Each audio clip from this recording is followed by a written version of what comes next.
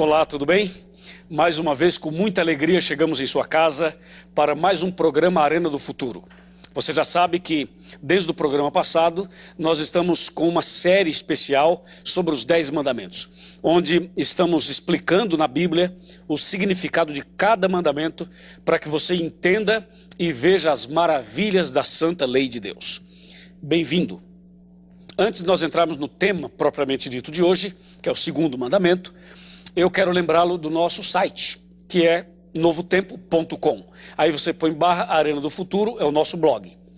Nós temos também o e-mail, arenadofuturo@novotempo.org.br, e ainda nós temos o Twitter, que é @Arena do Futuro ou @PRLuizGoncalves.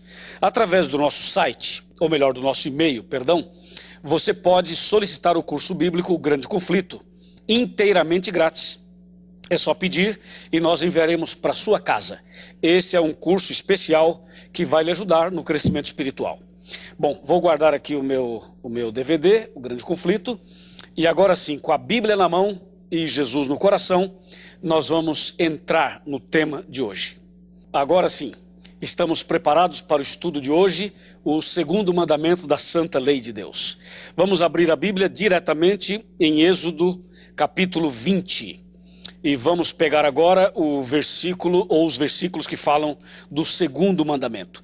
Se você porventura não pegou o primeiro mandamento, não assistiu o programa anterior, é necessário que você faça contato conosco por nosso site, porque nossa equipe vai colocar no nosso site os programas de cada dia, especialmente o programa anterior, para que você não perca a sequência. Porque de repente você está assistindo só esse, e você de repente fala, peraí, mas o pastor Luiz não comentou isso, não falou aquilo, foi direto ao assunto. É que nós estamos numa série, numa sequência, tá bem? Então se você não pegou o primeiro, é necessário que assista o primeiro para entender o segundo, o terceiro e assim sucessivamente. Combinado? Bem, Êxodo 20, dos versos 4 até o 6. Não farás para ti imagem de escultura, nem semelhança alguma do que há em cima nos céus, nem embaixo na terra, nem nas águas debaixo da terra. Não as adorarás, nem lhes darás culto, porque eu sou o Senhor teu Deus, Deus zeloso, que visito a iniquidade dos pais dos filhos, até a terceira e quarta geração daqueles que me aborrecem. E faço misericórdia até 1000 gerações daqueles que me amam e guardam os meus mandamentos. Esse mandamento é muito importante. Esse mandamento é muito profundo e muito sério também. Para você entender direitinho esse mandamento, eu chamo a sua atenção para o Salmo 19. O Salmo 19, que já foi mencionado em um dos nossos programas, vale a pena a gente ler uma vez mais. Aqui está, Salmo 19, versos 7 e 8. A lei do Senhor é perfeita e restaura a alma. O testemunho do Senhor é fiel e dá sabedoria aos simples. Os preceitos do Senhor são retos e alegram o coração. O mandamento do Senhor é puro e ilumina os olhos. O que eu quero que você entenda, eu gostaria que você entendesse, é que quando Deus fala não, não, não e não e não, não é simplesmente um não de proibição. Não, não é assim. Esse não de Deus é um sim para a gente. É que infelizmente o ser humano, ele não entende às vezes a linguagem como deveria entender. Deus é o nosso Pai e o Pai sabe quando falar sim e quando falar não. Por exemplo, quando você pega os 10 mandamentos, você encontra 8 deles que começam com a palavra não. 8, imagina, 8 mandamentos, Deus fala não, não, não, não e não. E somente 2 mandamentos, ele começa diferente, que é justamente o 4º e o 5º mandamento. O 4º ele começa com a palavra lembrar, ele fala lembra-te. E o 5º mandamento, ele começa com a palavra honra, ele diz honra teu pai e tua mãe. Fora esses 2, todos os mandamentos, ele começa com a palavra não. E você que é pai, você que é mãe, sabe que muitas vezes nós falamos para os nossos filhos 90% de nãos e 10% de sims. Já notou isso? A gente fala, não coma, não suba, não beba, não fale, não vá, não, não e não. É não a vida inteira. É não a vida inteira. Por quê? Porque os pais sabem e conhecem os seus filhos e por isso sabem o que dizer e quando dizer. Deus é o nosso Pai e Ele usa nos 10 mandamentos 8 vezes, 8 mandamentos, Ele começa com a palavra não. E Deus, quando fala o não, é porque Ele tem uma mensagem positiva para a gente. Como eu li no Salmo 19, a Bíblia diz, a lei do Senhor é perfeita. Sabe por que a lei é perfeita? Porque aquele que a fez e aquele que a escreveu é perfeito. Então um Deus perfeito só pode fazer uma lei perfeita. Não seria possível um Deus perfeito criar uma lei imperfeita. Então a lei do Senhor é perfeita. Segundo ponto, restaura a alma. Olha que bonito, que maravilha. A lei de Deus restaura a alma. Então estamos falando aqui de um milagre. A lei de Deus produz esse milagre de restauração. Não é a lei em si que faz o milagre, mas a lei está ligada a esse milagre realizado por Deus. A Bíblia diz, a lei restaura a alma. Então quando Deus diz, não farás para ti imagens de esculturas e não te encurvarás diante delas, Deus está querendo restaurar você. Deus está querendo torná-lo perfeito. Deus está querendo mudar sua vida. Deus está querendo que você seja feliz. O texto que eu estou lendo, que é o Salmo 19, versos 7 e 8, diz assim ainda no 7. O testemunho do Senhor é fiel e dá sabedoria aos simples. A pessoa que medita na lei de Deus, a pessoa que pratica a lei de Deus, a pessoa que obedece de acordo com a graça, com a misericórdia, com a bondade de Deus, essa pessoa com certeza se torna sábia, porque a lei de Deus dá sabedoria às pessoas simples. Amém? E tem mais, você vai para o versículo 8 e diz assim, os preceitos do Senhor são retos e alegram o coração. Veja, a lei de Deus é alguma coisa reta e que nos faz também vivermos retamente. E o verso 8 ainda diz, alegra o coração. Ou seja, os mandamentos de Deus, eles não trazem tristeza para uma pessoa viver abatida, desanimada, tem que guardar a lei, porque a lei, porque os mandamentos. Não, a lei de Deus alegra o nosso coração. E o verso 8 ainda diz, o mandamento do Senhor é puro e ilumina os olhos.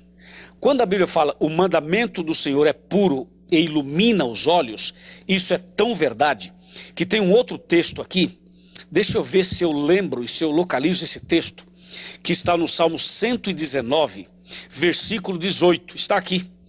O salmista diz, desvenda os meus olhos para que eu contemple as maravilhas da tua lei. Amém?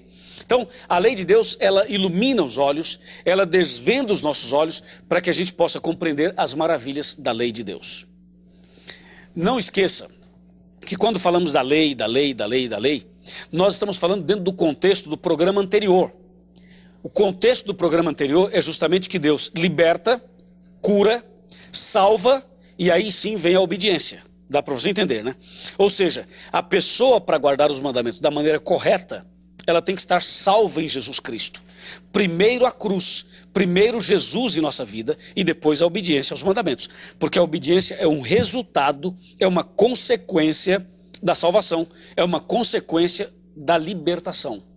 Ou seja, nós guardamos a lei não para sermos salvos, mas porque fomos salvos. Nós obedecemos os mandamentos não para sermos cristãos, mas porque somos cristãos. Só estou relembrando isso, porque de repente alguém ligou a televisão agora e deve estar pensando, tá vendo? É legalista, tá vendo? Olha os adventistas, não sei o quê. Então, você entenda que nós estamos numa sequência de estudos. Assim, o segundo mandamento tem uma mensagem direta para nós. Uma mensagem clara, proibitiva, corretiva e também salvífica. Ouça, veja, preste atenção. Deus diz, não farás para ti imagens de esculturas. Interessante, o ser humano sempre teve necessidade de adoração. Todo ser humano já nasceu com esse desejo no coração, com essa vontade, com essa necessidade de adorar alguém. E se o ser humano não adorar a Deus, ele vai arrumar alguém para adorar. Você entendeu? Porque ninguém vive sem adorar. Todo ser humano é um adorador. Toda pessoa adora alguém. A questão é, a quem você vai adorar? Quem as pessoas estão adorando? Quando você vai para o Egito, quando vai para Roma, quando vai para a Grécia, para os medos e persas, quando você vai para esses grandes países, ou grandes nações, ou impérios do passado, você percebe que a idolatria era latente, a idolatria era algo acentuado, fazia parte da vida daquelas pessoas. Hoje, você vai para a Índia, para a China, hoje você vai para o Oriente, e você vem para a América Central, América do Sul, América do Norte, e você tem a idolatria muito mais acentuada hoje. E hoje tem ídolos novos.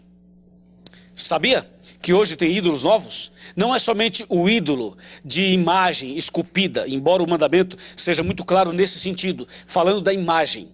Mas a Bíblia, quando fala da adoração, para a gente não fazer e não adorar, a Bíblia também permite que nós raciocinemos em relação aos deuses modernos, que são de carne e osso, entendeu? Que são muitas vezes até imaginários.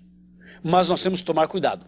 Agora, quando o mandamento diz, não farás para ti imagens e esculturas, a Bíblia já está dizendo, não é nem para fazer. E o que mais se vê por aí, quando a gente viaja pelo mundo, viaja pelas Américas, viaja pelo Oriente, pelo Ocidente, a gente vê exatamente o ser humano tem ali o seu Deus, né? Tem ali a sua imagenzinha.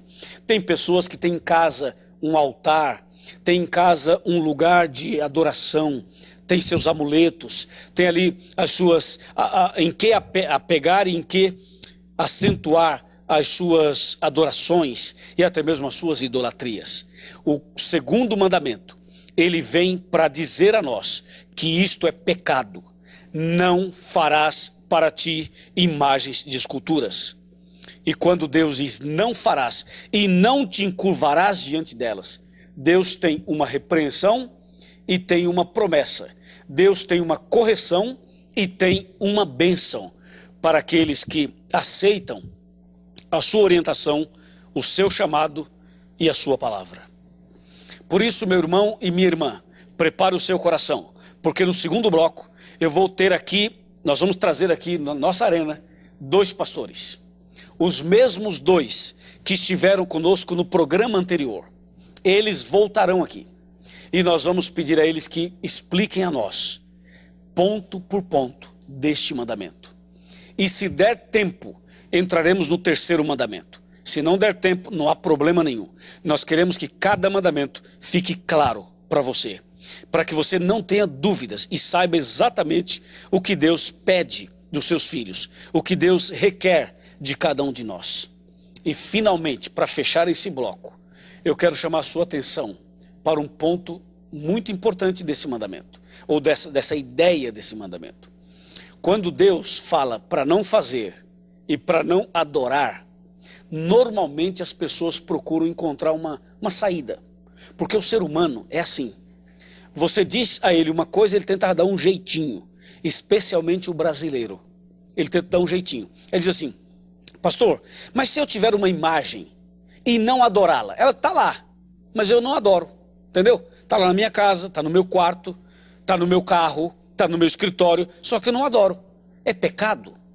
Essa pergunta eu vou fazer aos pastores aqui na arena, e eles deverão nos dar a resposta de acordo com o contexto e o princípio da Bíblia. Outras pessoas dizem assim, pastor, e a fotografia de um filho, de um pai, de uma mãe que eu coloco ali, é também idolatria? E alguém pergunta, e uma boneca que eu dou para meu filho, uma boneca, é idolatria? Está quebrando esse mandamento? E as pessoas então perguntam, e a imagem, por exemplo, de Mona Lisa, e um quadro não sei de quem, e um quadro de um leão, e se eu tenho um leãozinho de pedra na minha casa, ou uma pirâmide na minha casa, isso também é idolatria? Isso é quebra do segundo mandamento? Essas perguntas todas serão respondidas pelos pastores dentro do princípio do segundo mandamento. Prepare-se, porque nós vamos já entrar nesse assunto. Vamos fazer um pequeno intervalo e em seguida voltamos com os pastores, onde analisaremos em detalhes o segundo mandamento. Até já.